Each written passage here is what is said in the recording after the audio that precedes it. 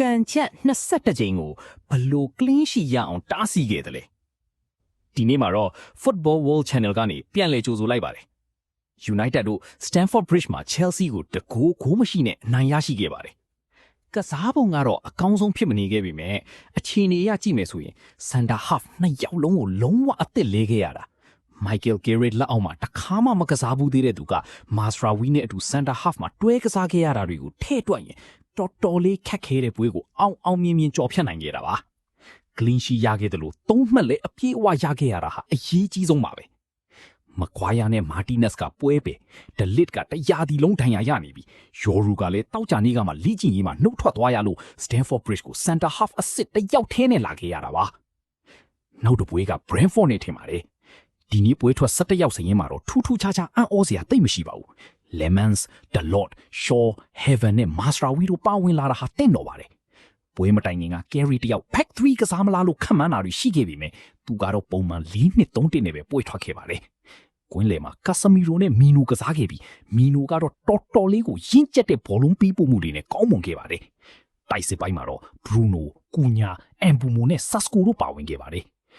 ကိုအကြောင်းပြောရရင်တော့ Bruno စီကနေအန်တရရှိတဲ့ပေးပို့မှုတွေပွဲတစ်လျှောက်လုံးမြင်ခဲ့ရပါတယ်ကောင်တာတက်တဲ့အချိန်မှာ Bruno ကဖြတ်တင်ပေးလိုက်တာကို Cunha ကအပိုင်ပိတ်ပြီးကန်သွင်းသွားတာပါတကယ်တော့အဲ့ဒီအချိန်မှာ United ကဖိကစားခံနေရတာပါ Chelsea ကဂိုးရဖို့တော်တော်လေးနီးစပ်နေခဲ့ပြီမဲ့ဂိုးမသွင်းနိုင်ခဲ့တာပါပွဲကစားချိန်ပထမပိုင်းပြီးခါနီးမှာဂိုးရလိုက်တာဖြစ်လို့ Stamford Bridge ကပရိသတ်တွေကိုတော်တော်လေးစိတ်ပြတ်သွားစေခဲ့ပါတယ်ဒုတိယပိုင်းမှာတော့ Chelsea ကပိုပြီးအန်တရရှိလာပါတယ်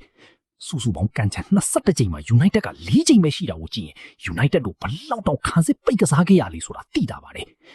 ဒါပေမဲ့ United ရဲ့ခံစစ်ပိုင်းက90မိနစ်လုံးတောင့်ခံနိုင်ခဲ့ပါတယ်အထူးသဖြင့်ဒီနေ့ပွဲမှာအထူးချွန်ဆုံးကတော့ Eden Heaven မှာပဲသူရဲ့ pass ပေးပို့မှု46ကြိမ်မှာ41ကြိမ်အောင်မြင် duel နိုင်မှုတွေနဲ့ခံစစ်ပိုင်းဖြတ်တောက်မှုတွေကတကယ်ကိုအံ့မခံပါပဲ TV မှာ Bruno ကို Man of the Match ပေးပေမဲ့ကျွန်တော်အတွက်ကတော့ Eden Heaven ကသာအစစ်အမှန် Man of the Match ပါ